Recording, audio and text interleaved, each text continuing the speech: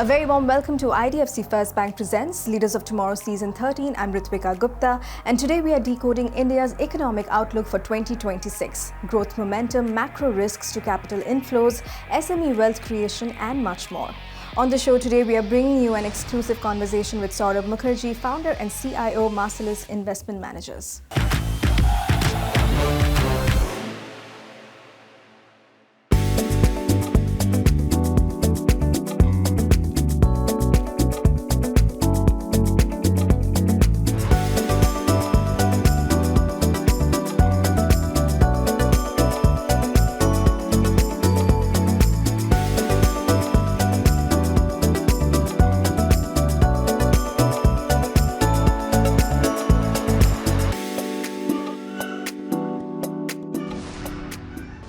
Saurabh, welcome to Leaders of Tomorrow. Pleasure to have you on the show today. Thank you very much. Thank you for hosting me. Privilege being on the show.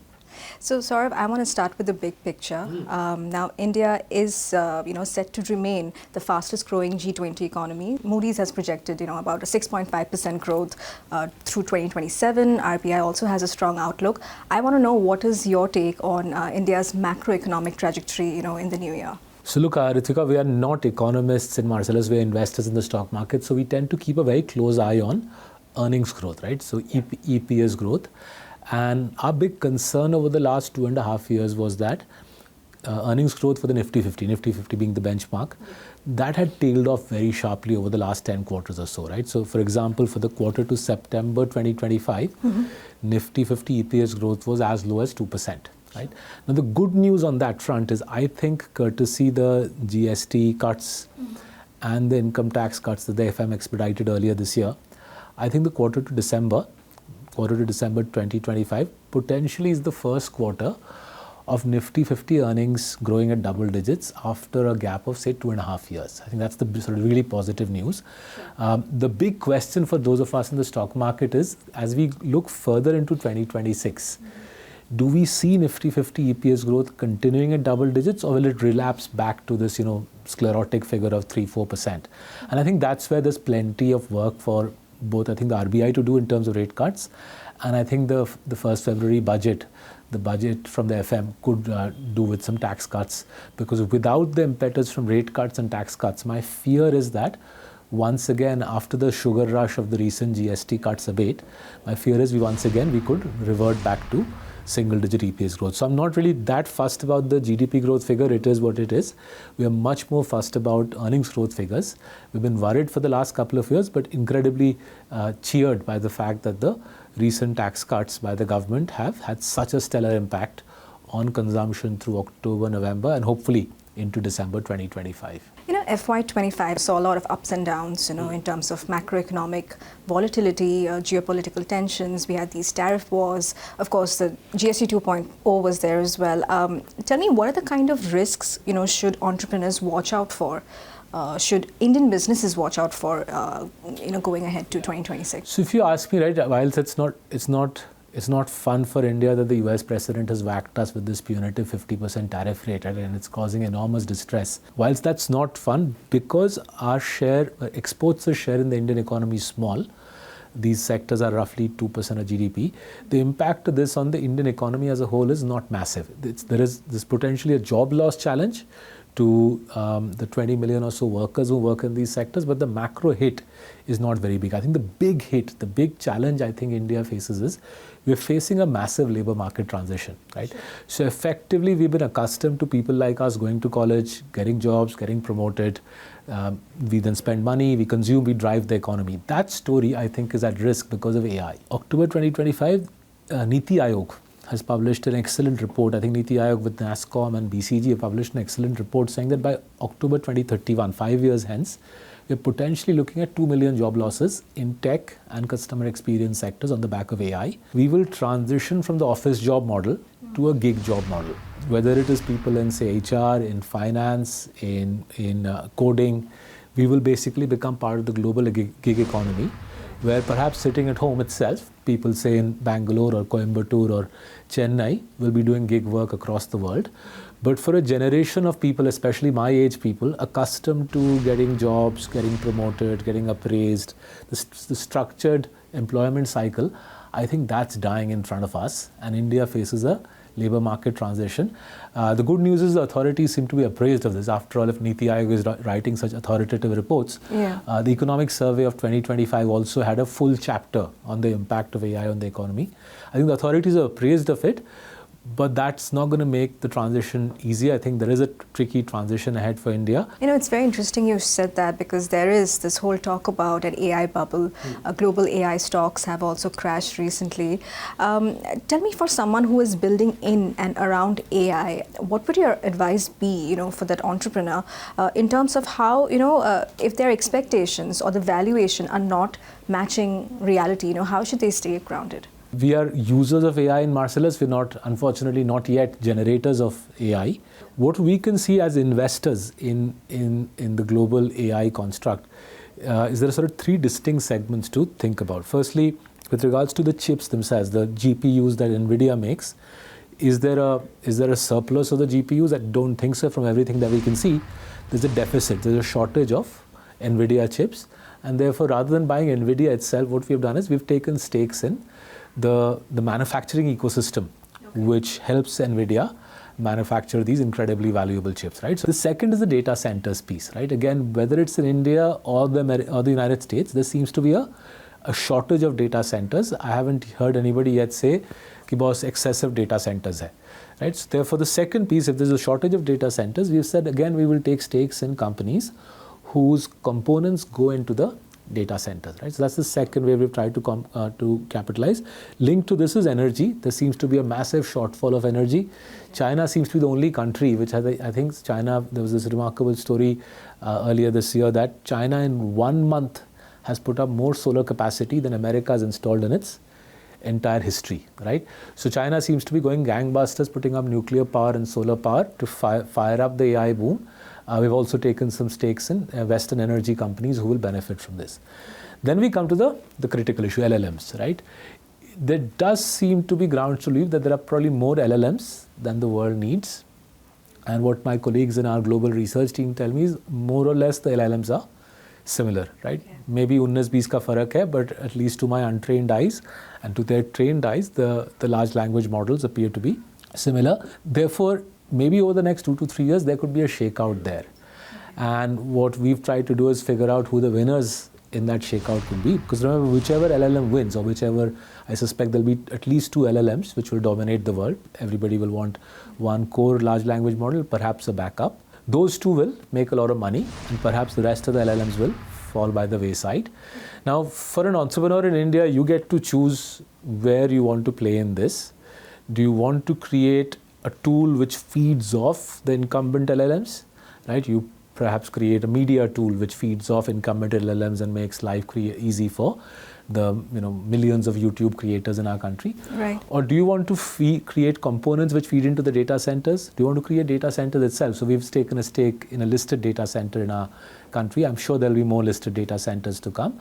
Or finally, do you want to become part of the chip supply ecosystem, because GPU demand will keep burgeoning? Do you want to become a supplier into the colossal ecosystem, which now, the lucrative ecosystem which feeds into NVIDIA? So plenty to play for. And I'm not so sure the entire AI piece is a bubble. The specific LLM aspect does seem to have some excess supply. Sure. But the chips and the data centers, if anything, there seems to be a shortage rather than an excess. Saurabh, I also want to talk about the new labor codes as well. I've spoken to a few SMEs, and there seems to be some anxiety about higher compliance costs, higher operating costs, the formalization of workforce, because small businesses, they don't really have like an HR in place and whatsoever. But I want to understand from you, how should small business owners look at these labor codes? Yeah, so look, I think it does cut both ways. You seem to have spoken to the same sort of people I've spoken to, where everybody, including us at Marcellus, we do realize that whilst on the beneficial side, sacking people has got a little easier. The threshold for seeking government permission seems to have gone up materially. The cost of employing people also seems to have risen, and by and large, the number I'm hearing is 12%. The cost of employing people seems to have gone up by 12%. If that first read is correct, right? If that read is correct, then that's a shame, because as it is, most small businesses I was encountering were replacing people with machines. If cost of employing people has indeed gone up by 12%, I guess that process accelerates, right? So such is life. It's difficult. If I put myself in the government shoes, it's difficult for the government to expedite rules which say that you can pay people less, right? I can't see how, in a democracy, how the government can expedite that. And therefore, I think on balance, what the government has done is taken with one hand, i.e. you have to pay employees more, and given with the other. They've made it easier to sack people, and that's how I think a democracy functions. There's some give and take between various constituencies in the economy. It's time for a quick break here. We'll be back shortly. Stay tuned.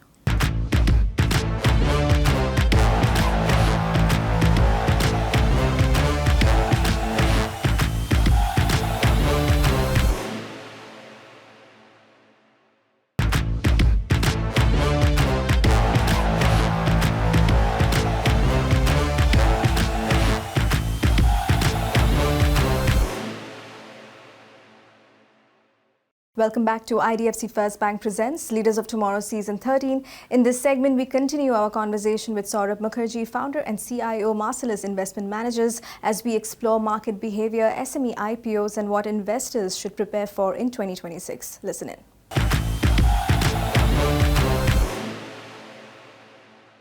Saurabh, I also want to talk about FPIs. How do you see them behaving in FY26? Because they have been behaving quite cautiously, and especially what this means for enterprises who are looking to raise capital from foreign investors. I think the last part is easy, Ritwika. I don't think anybody in India needs to wait for FPIs. There's enough domestic money which seems to pour into our market.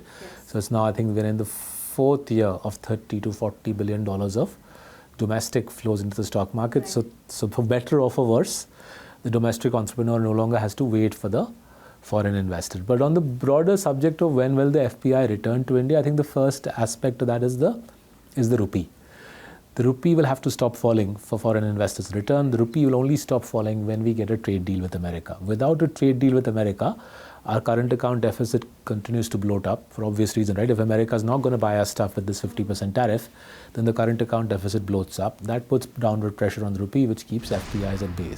Assume that the trade deal with America, a free trade agreement with America, does get done over the next couple of months. I think once that is done, I think there's good reason to believe there will be decent amounts of FPI money. India's underperformed other markets, other emerging markets by a good 20% over the last 2 years, right? This is in dollar terms. I think if the India FTA, US FTA comes through and say we get a 15 or 20% tariff from America, I think we will start seeing a resumption of FPI activity. But those domestic entrepreneurs who are watching, I don't think they need to hinge their lives around that. There has been a lot of buzz around SME IPOs as well. The SME IPO market has also been increasing. I want to know, what is your take, and especially for somebody like a small business owner, SME, who wants to go public, what are the things they need to keep in mind before entering public markets? My suggestion to anybody who asks me, and indeed my suggestion to my colleagues at Marcellus and myself, is unless you can get to at least 100 crores of PAT, I think coming to the stock market is a bit of a premature step, especially since there's so much angel and venture capital funding available in India. By my estimate, now in any given year, there's $40 to $50 billion of angel and venture capital funding available. If the money is there, boss, why do you want to come into the stock market? The second piece is, in terms of our own knowledge, we don't have that much knowledge. We've looked at some SME IPOs, we got frightened of the whole scene. And we've kept our distance from the SME IPO scene. From time to time, companies that have IPO'd on the SME market drop by for a cup of coffee. We talk to them, we keep an eye on them. But investing in an SME IPO, I think, is going to be a fair while before Marcellus does that. I think the whole construct is a little tricky. All right. So from SMEs moving to startups, now startups raise, I think, over 40,000 crores, alone from public markets, outpacing private capital. How do you read this trend? Yeah, I think again it's bizarre, right? Because see, if there wasn't venture capital money and angel money available, I would understand startups seeking public money. But I don't understand this whole obsession both on the public markets part and the startups' part. I don't think this is a marriage made in heaven. All of that being said, in cities like Bangalore, parts of Delhi, parts of Mumbai, the VC ecosystem, the angel ecosystem seems to be functioning just fine. Long may it prosper, because I think it's taken the best part of a generation to get the VC and angel ecosystem right in our country.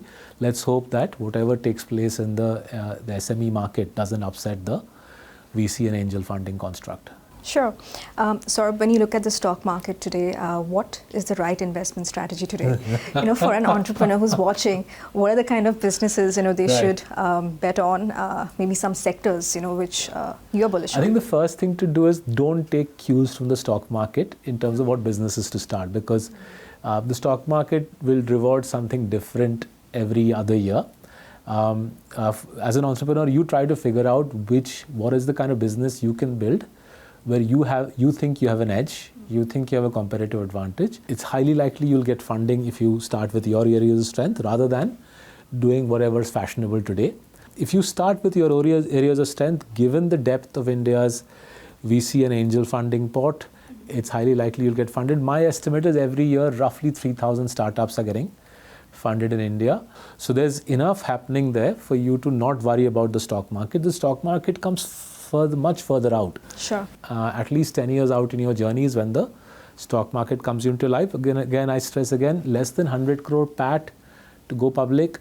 I think you're asking for a lot of trouble. First do an angel round, then do a couple of VC rounds, then perhaps a PE round.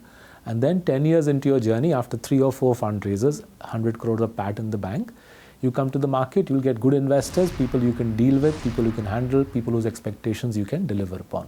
Are there certain sectors that you feel are significantly undervalued? That waxes and wanes, right? So, for example, at this juncture in the stock market, difficult to see what's undervalued. Everything has been roared up over the last 5 years. But there was once upon a time, say till 2020, where anything to do with capital goods or infrastructure was undervalued. I think that era is gone now.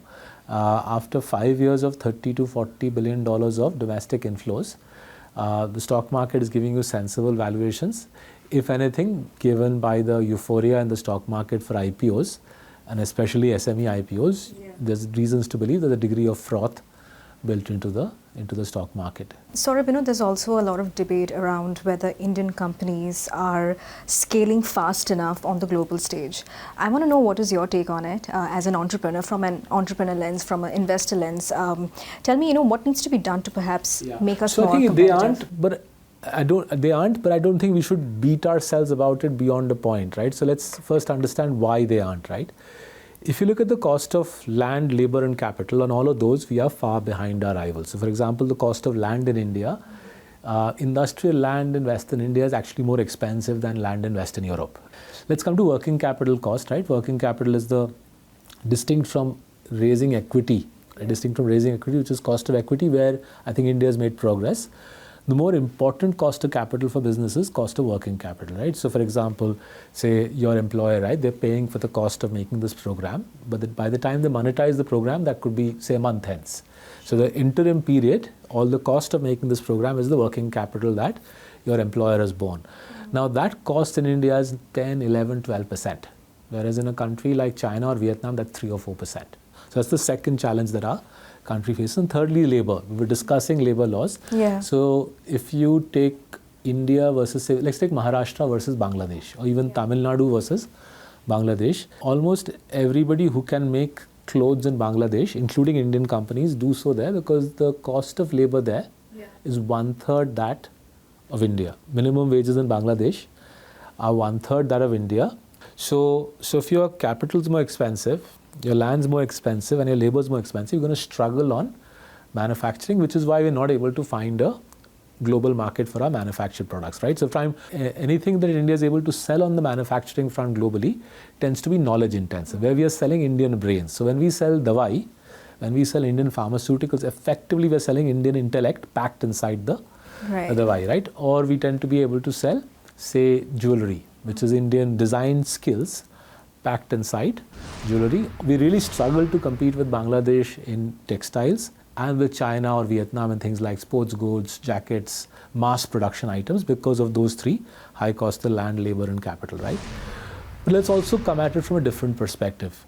Do we really need to kill ourselves to penetrate global markets? I'm not so sure just yet. There's the blazing need. There's enough demand in our country where if we can create competitive products for our own people, I think we have enough growth headroom there. Anyway, this is a services-dominated economy. 60% of GDP, anyway is services. On the manufacturing piece, if we can produce things which our own people will buy because they're competitive at world prices, we should be all right. I think that should be the first objective, right?